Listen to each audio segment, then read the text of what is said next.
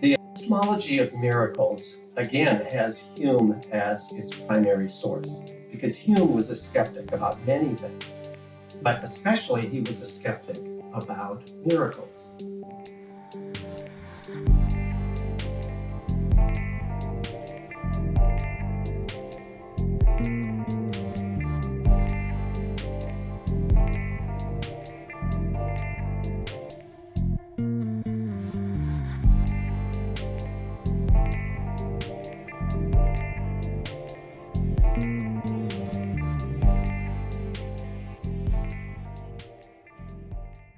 Notice that what he doesn't do, he never says a miracle can't occur. It's never reasonable to believe that a miracle can occur or has occurred because miracles are simply impossible. If you think of a violation of a law of nature as a counterexample to it, that would have been a very natural approach for Hume to take. But Hume is much more subtle than that. He never uses the account in terms of violations to defend the view that miracles are impossible. That's not what he does. So let me read you the Hume quote.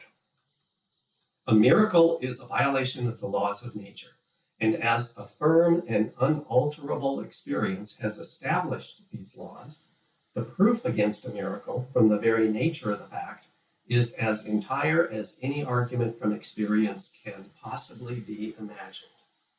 The plain consequence is, and it is a general maxim worthy of our attention, quote, that no testimony is sufficient to establish a miracle unless the testimony be of such a kind that its falsehood would be more miraculous than the fact which it endeavors to establish.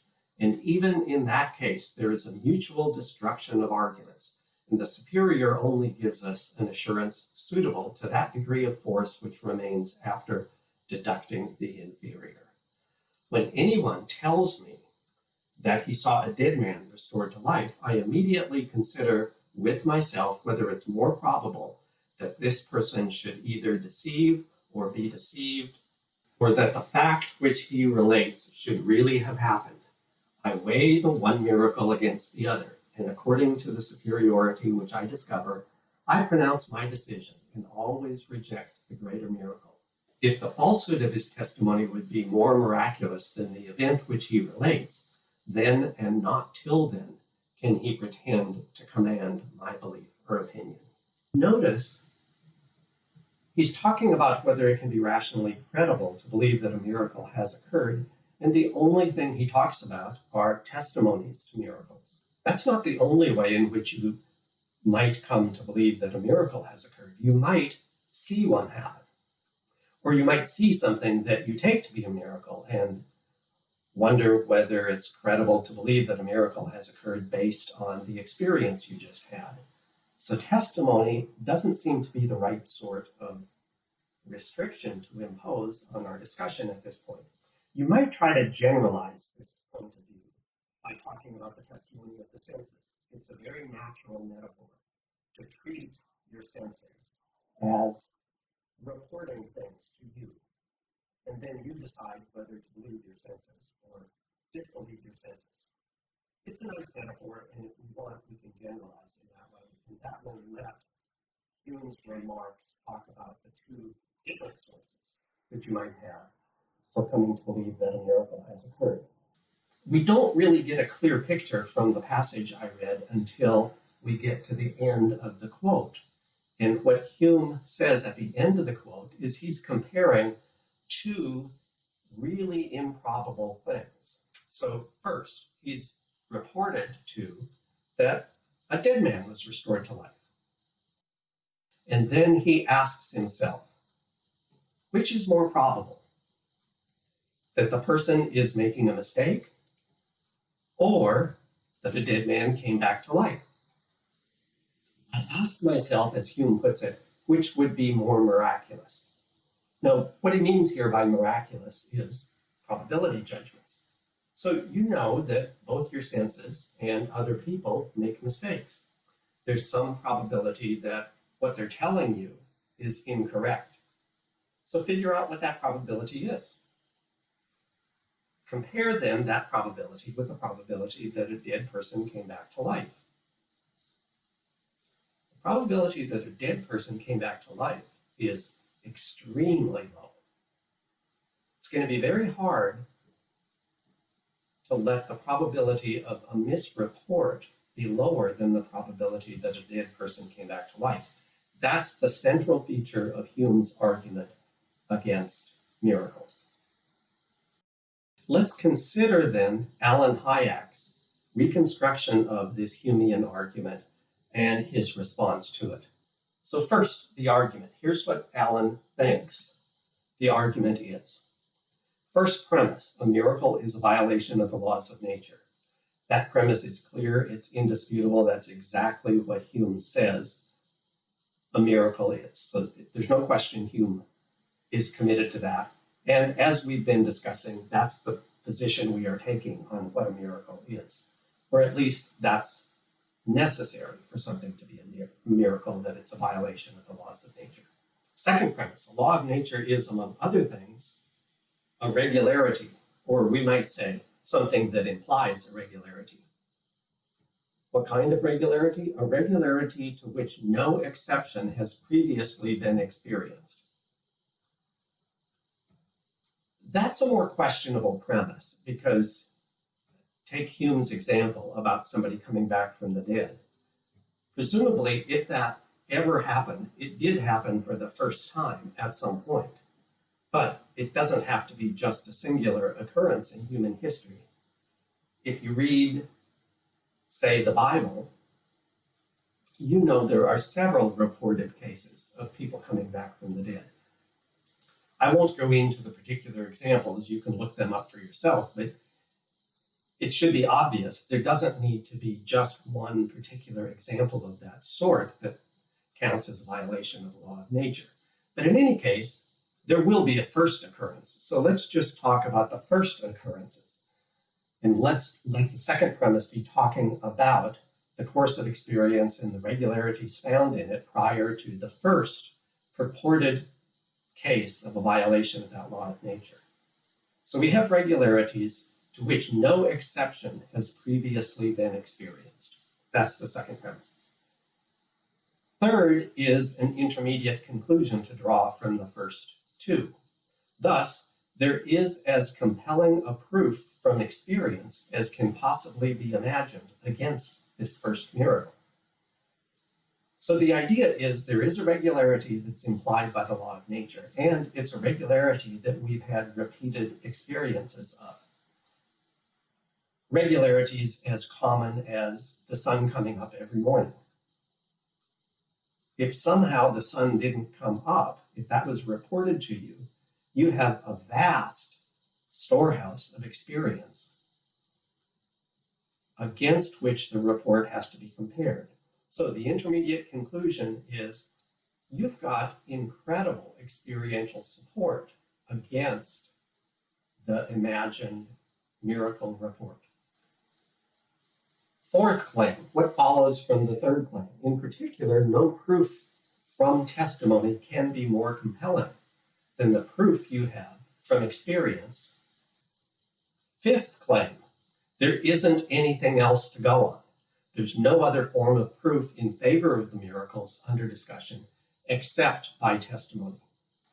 If you have taken history of modern philosophy, you'll know that this is a disputable element in Humean thought. Hume is an empiricist.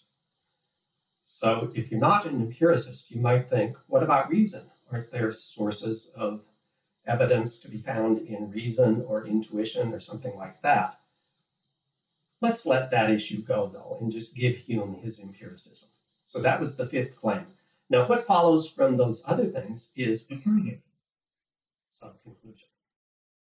Here's what it is, according to Hayek. So the falsehood of the testimony to a miraculous event is always at least as probable as the purported miracle.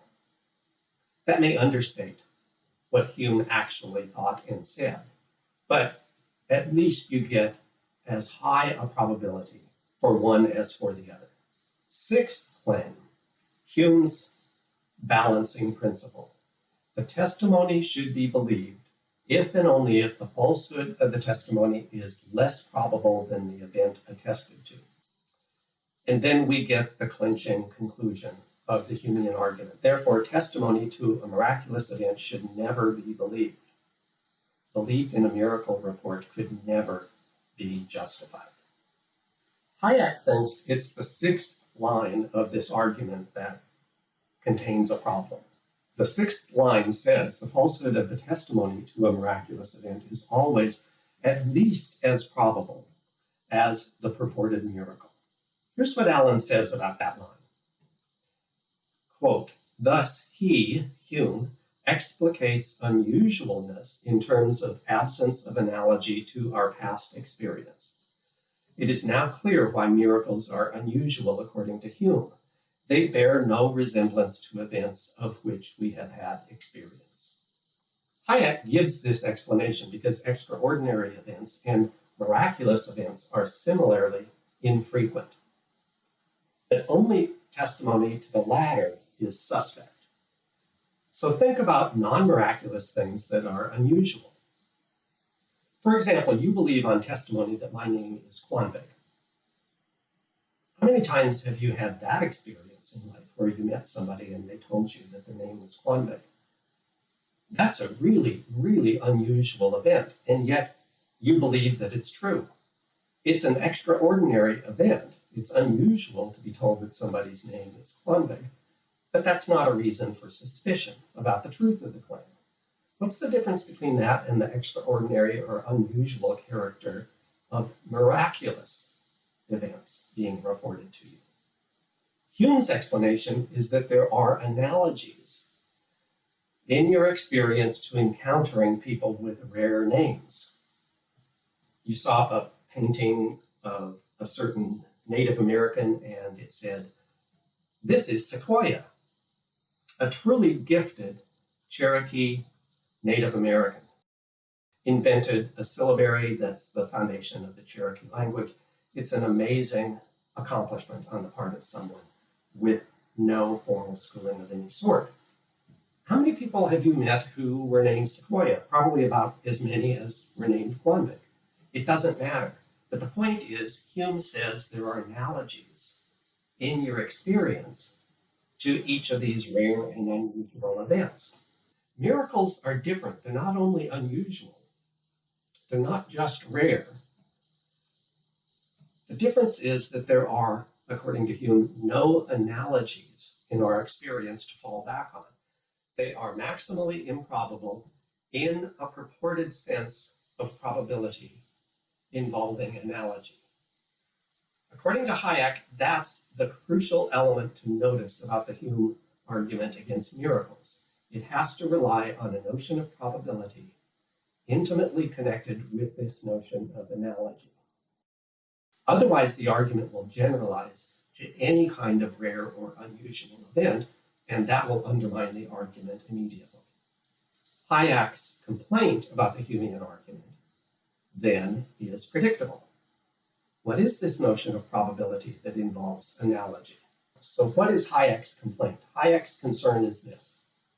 This notion of analogical probability is obscure and not really a kind of probability at all. Even worse, to the extent that we accept this notion of the unusualness of events, there are lots of scientific discoveries of just the sort in question. Ones that are both rare and bear little to no similarity to anything in our experience. So if Hume's notion of analogical probability is a good guide to what we should believe, then miracles and unusual scientific discoveries are both in trouble. Here is Hayek's conclusion, and I quote, "And that is absurd." So you can see what Hayek is trying to do here. He's saying, I don't know what this notion of probability is, but to the extent that there is any such notion, he says there isn't. But even if you assume that there is, it's a notion that will attach to really rare and unusual discoveries in science. And so much the worse for great scientific discoveries.